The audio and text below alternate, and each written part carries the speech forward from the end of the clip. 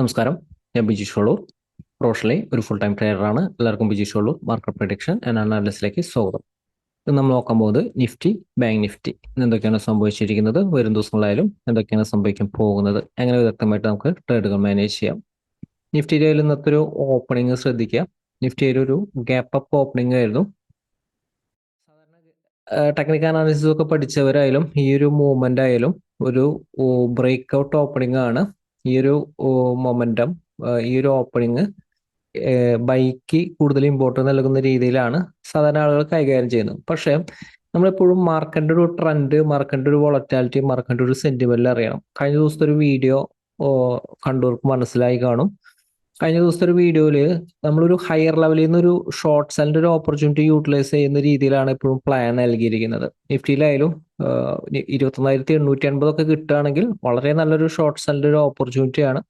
അപ്പൊ എപ്പോഴും ആ ഒരു ഹയർ ലെവലിലേക്കൊക്കെ ഒരു ഷോർട്ട് സെല്ലിന് കൂടുതൽ ഇമ്പോർട്ടൻറ്റ് നൽകുന്ന രീതിയിലാണ് ഞാൻ പ്ലാൻ ചെയ്തിരിക്കുന്നതെന്ന് മനസ്സിലാക്കാം. കാരണം നിഫ്റ്റിയിലും ഇമ്പോർട്ടൻ്റ് ആയിട്ടുള്ള ഒരു സപ്പോർട്ട് ലെവലിന്റെ ഒരു താഴത്തേക്ക് ബ്രേക്ക് ചെയ്തു. അപ്പോൾ ഓരോ റൈസിലും ഓരോ അപ്പ് മൂവ്മെന്റിലും ഷോർട്ട് സെല്ലിന്റെ ഒരു ഓപ്പർച്യൂണിറ്റി ആണ് ശരിക്കും നിഫ്റ്റിയിൽ യൂട്ടിലൈസ് ചെയ്യേണ്ടത്. അതുകൊണ്ടാണ് എപ്പോഴും ട്രെൻഡ് നോക്കിയിട്ടാണ് നിഫ്റ്റിയിൽ ട്രേഡ് ചെയ്യാൻ പറ്റുന്നത്. നമുക്ക് കൃത്യമായിട്ടൊരു ട്രെൻഡ് മനസ്സിലാക്കിയിട്ട് അതിനനുസരിച്ച് ട്രേഡ് ചെയ്താൽ, അതായത് നിഫ്റ്റി എന്താണ് കറന്റ് ഒരു സിറ്റുവേഷൻ അത് മനസ്സിലാക്കിയിട്ട് എപ്പോഴും ട്രേഡ് ചെയ്താലാണ് നമുക്ക് ആ ഒരു കൃത്യമായിട്ട് ആ ഒരു ട്രെൻഡിനൊപ്പം നിൽക്കാൻ പറ്റുന്നത്. ഇതേപോലത്തെ ഒരു ഫാൾസ് ബ്രേക്ക് ഔട്ട് നമ്മുടെ കയ്യിൽ കിട്ടാതെ പോകുന്നതും ഇങ്ങനത്തെ ഒരു ട്രെൻഡ് നോക്കിയിട്ടുള്ള ഒരു ട്രേഡിംഗ് രീതിയാണ്. അപ്പോൾ നിഫ്റ്റി ആയാലും നമ്മൾ വളരെ ക്ലിയർ ആയിട്ട് പറഞ്ഞിരുന്നു, 21,804 താഴത്തേക്ക് നിലനിർത്തിയ ഷോർട്ട് സെല്ലിന് ഇമ്പോർട്ടൻസ് നൽകുക. നമ്മളൊരു ഷോർട്ട് സെല്ലിനാണ് നമ്മളിവിടെ ഒരു കൂടുതൽ ഇമ്പോർട്ടൻസ് നൽകിയിരുന്നത്.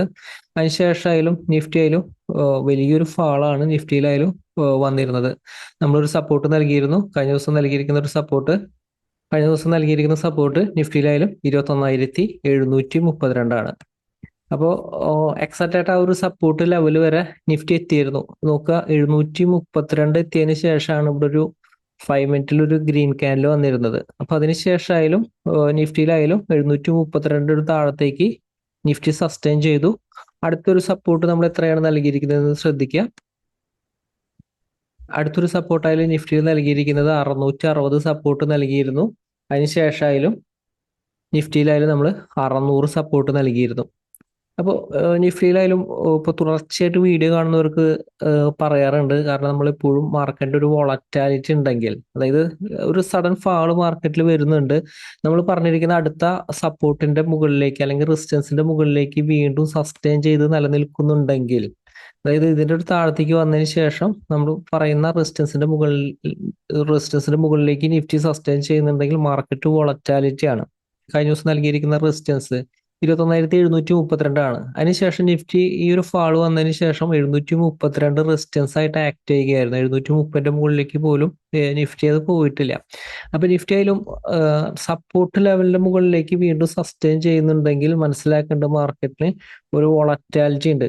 ഷോർട്ട്സിന്റെ ഒരു പൊസിഷൻ വലിയ രീതിയിൽ ഹോൾഡ് ചെയ്തിട്ട് അവസാനം വരെ ഹോൾഡ് ചെയ്തിട്ട് കാര്യമില്ല. കാരണം തിരിച്ച് മുകളിലേക്ക് കയറുമ്പോൾ ഇതിന്റെ ഒരു മുകളിലേക്ക് കയറുന്നുണ്ടെങ്കിൽ മാർക്കറ്റ് ഒരു വോളറ്റാലിറ്റി ആണ്. കാരണം ഓപ്ഷന്റെ ഒക്കെ ഒരു പ്രീമിയം ഒക്കെ എപ്പോഴും ശ്രദ്ധിക്കുക. ഓപ്ഷന്റെ ഒക്കെ ഒരു പ്രീമിയം, PSയുടെ ഒക്കെ പ്രീമിയം എന്ന് പറയുന്നത് വളരെ ഹൈ ആണ്.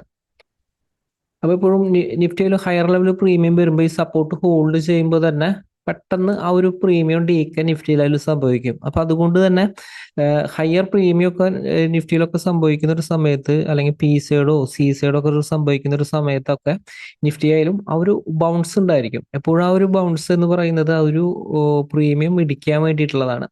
അപ്പോൾ എപ്പോഴും അങ്ങനത്തെ ഒരു സിറ്റുവേഷനിലൊക്കെ എപ്പോഴും ക്വിക്കായിട്ട് ഒരു പ്രോഫിറ്റ് ബുക്ക് ചെയ്യുന്നതാണ് സേഫ്. നമ്മൾ പല വീഡിയോസിൽ അത് സൂചിപ്പിക്കാറുണ്ട്. കാരണം നമ്മൾ പറയുന്ന ഒരു സപ്പോർട്ട് ലെവലിന്റെ മുകളിലേക്ക് തിരിച്ച് സസ്റ്റെയിൻ ചെയ്യുന്നുണ്ടെങ്കിൽ, അതായത് 21,600 നമ്മളൊരു സപ്പോർട്ട് നൽകിയിട്ടുണ്ടെങ്കിൽ, നമ്മൾ ഇന്നലെ നൽകിയിരിക്കുന്ന സപ്പോർട്ട് 21,600.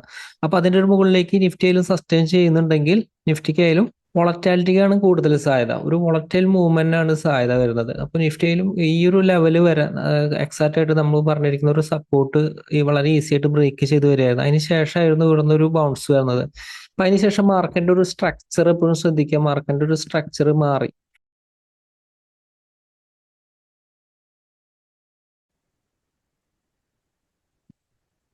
മാർക്കറ്റിന്റെ ഒരു സ്ട്രക്ചർ മാറി. മാർക്കറ്റിന്റെ ഒരു സ്ട്രക്ചർ വോളറ്റൈൽ മൂവ്മെന്റ് ആണ്. അപ്പൊ ഈ വോളറ്റൈൽ മൂവ്മെന്റിൽ നമ്മൾ ഒരുപാട് സമയം പൊസിഷൻ ഹോൾഡ് ചെയ്തിട്ട് കാര്യമില്ല. വോളറ്റൈൽ മൂവ്മെന്റിൽ നമ്മൾ ചെയ്യേണ്ട ഒരു strategy sell on every rise ആണ്. കാരണം മാർക്കറ്റ് ഓരോ ഹൈയിലേക്ക് മൂവ് ചെയ്യുമ്പോഴും നമ്മളൊരു ഷോർട്ട്സിന്റെ ഒരു ഓപ്പർച്യൂണിറ്റി യൂട്ടിലൈസ് ചെയ്യണം. സപ്പോർട്ട് എത്തുമ്പോഴേക്കും നമ്മളൊരു പ്രോഫിറ്റ് ബുക്ക് ചെയ്യണം. കാരണം മാർക്കറ്റ് ആയാലും മുൻപത്തെ ഒരു ദിവസത്തെ മൂവ്മെന്റ് ആയാലും മാർക്കറ്റ് ആയാലും ഈ ഒരു ലെവലിൽ വന്നതിന് ശേഷം നിഫ്റ്റി ആയാലും 21,660 വരെ വന്നതിന് ശേഷം ഈ ഒരു ബൗൺസ് ചെയ്തു. അതായത് സപ്പോർട്ട് ഹോൾഡ് ചെയ്യുന്നുണ്ട് നിൽക്കുന്നുണ്ടെങ്കിൽ തന്നെ പൊസിഷൻ എക്സിറ്റ് ചെയ്യുക. അപ്പൊ ഏറ്റവും സേഫ് ആയിട്ടുള്ള രീതി പൊസിഷൻ എക്സിറ്റ് ചെയ്യുക. പിന്നെ വല്ല ഓപ്പർച്യൂണിറ്റി കിട്ടിയാൽ മാത്രം യൂട്ടിലൈസ് ചെയ്യാം. കാരണം മാർക്കറ്റ് ഒരു സെൽ ട്രെൻഡ് ആയതുകൊണ്ട് തന്നെ ഹയർ ഷോർട്ട്സിന്റെ ഒരു ഓപ്പർച്യൂണിറ്റി, ഹയർ ലെവലിലുള്ള ഒരു ഷോർട്ട്സിന്റെ ഒരു ഓപ്പർച്യൂണിറ്റിയാണ് എപ്പോഴും കൂടുതൽ ഇമ്പോർട്ടൻസ് നൽകേണ്ടത്. ഈ ഒരു സ്ട്രാറ്റജി ഇപ്പൊ സെൽ ഓൺ റൈസ് എന്ന് പറയുന്ന ഒരു സ്ട്രാറ്റജി നമ്മൾ ഇമ്പോർട്ടന്റ് റെസിസ്റ്റൻസ് പറയും. ആ റെസിസ്റ്റൻസിന്റെ മുകളിലേക്ക് സസ്റ്റെയിൻ ചെയ്യുന്ന വരെ മാത്രമാണ് ഈ ഒരു sell on every rise strategy ചെയ്യാനായിട്ട് ചെയ്തു കഴിഞ്ഞാൽ അതിന്റെ ഒരു റിസൾട്ട് നമുക്കത് കിട്ടുള്ളൂ. കാരണം പ്രത്യേകിച്ച് ഒരു വോളറ്റാലിറ്റി ഉണ്ട്. അതുകൊണ്ടാണ് കഴിഞ്ഞ ദിവസത്തേക്ക് വീഡിയോ പറഞ്ഞപ്പോഴൊക്കെ ഈ ഒരു പ്ലാനിൽ നമ്മൾ ആ ഒരു വീഡിയോ അവതരിപ്പിച്ചത്. ഇപ്പൊ ഇപ്പോഴും മാർക്കറ്റിന്റെ ഒരു സിറ്റുവേഷൻ, കറന്റ് ട്രെൻഡ്, സെന്റിമെന്റിലൊക്കെ അനുസരിച്ചാണ് നമ്മൾ ഈ ഒരു ഓരോ വീഡിയോയും, ഓരോ ദിവസത്തെ ഒരു വീഡിയോയും ഓരോ ദിവസത്തെ ഒരു സപ്പോർട്ട് നൽകുന്നത്. ഈ ഒരു ട്രെൻഡ് നമുക്ക് എങ്ങനെ മാനേജ് ചെയ്യാം?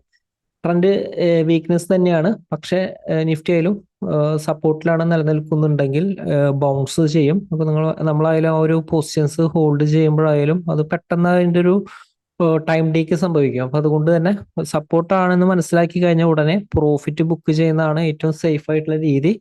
കിട്ടിയ പ്രോഫിറ്റ് എടുത്ത് മാറി നിൽക്കുന്നതാണ് എപ്പോഴും സേഫ് ആയിട്ടുള്ള രീതി.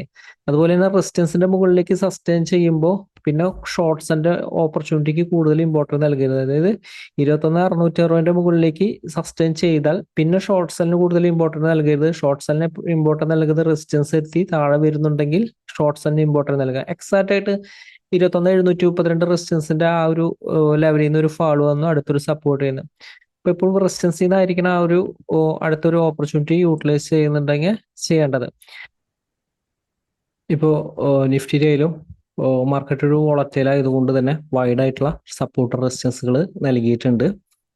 ഹയർ ലെവലിലേക്ക് നിഫ്റ്റിയിലും 21,830 മുകളിലേക്ക് സസ്റ്റെയിൻ ചെയ്യുമ്പോൾ സെൽ ഓൺ റൈസ് സ്ട്രാറ്റജി ചെയ്യരുത്. അതിന്റെ മുകളിലേക്ക് സസ്റ്റെയിൻ ചെയ്താൽ പിന്നെ മാർക്കറ്റിന്റെ ഒരു സെന്റിമെന്റിൽ ചെറിയൊരു വ്യത്യാസം വരും.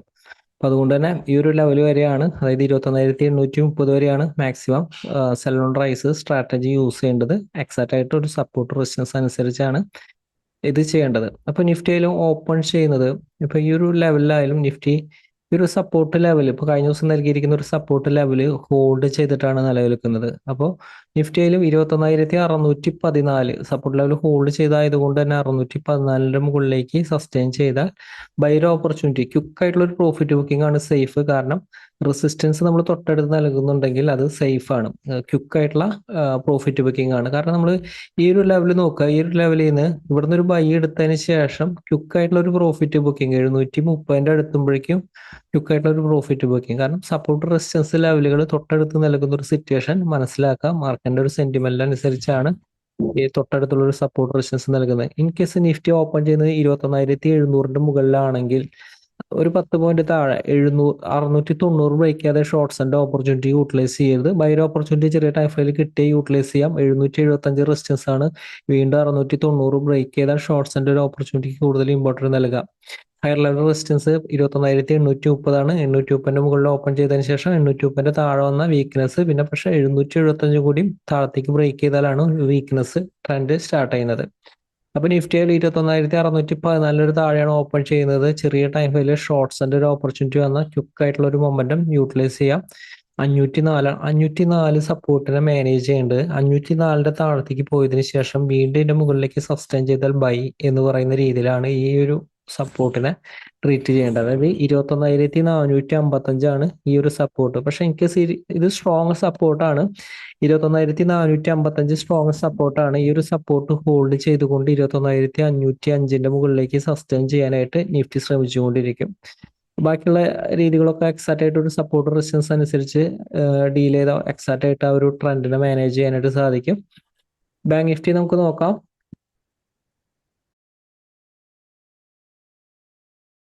നമ്മൾ റെസിസ്റ്റൻസ് പറഞ്ഞിരിക്കുന്നത് റെസിസ്റ്റൻസിന്റെ ഒരു താഴെയാണ് ഓപ്പണിങ്. ഇപ്പോൾ റെസിസ്റ്റൻസിന്റെ ഒരു താഴെയാണ് ഓപ്പണിംഗ് എങ്കിൽ ബൈക്ക് ഒരിക്കലും കൂടുതൽ ഇമ്പോർട്ടൻറ്റ് നൽകരുത്. ഷോർട്ട് സെല്ലിന് മാത്രമായിരിക്കണം ഇമ്പോർട്ടൻറ്റ് നൽകേണ്ടത്. നമ്മൾ കഴിഞ്ഞ ദിവസം നൽകിയിരിക്കുന്ന ഒരു സപ്പോർട്ടിന്റെ അടുത്തുനിന്ന് ബൗൺസ് ചെയ്യാൻ നോക്കി. അതിനുശേഷം ബാങ്ക് നിഫ്റ്റിയുടെ ഒരു ഫാളായിരുന്നു മാർക്കറ്റിൽ. സ്ട്രോങ് ആയിട്ടുള്ള ഒരു ഫാളാണ് ബാങ്ക് നിഫ്റ്റിയിൽ നമ്മൾ കണ്ടിരുന്നത്.